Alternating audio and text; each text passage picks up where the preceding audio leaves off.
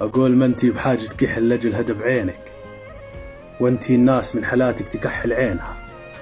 سرقتي قلوب البشر من حسن زينك، وضيعتي دواوين القصايد وعناوينها. يا بنت الله على عين الحسود يعينك ويستر عليك من دروب اليوم تمشينها.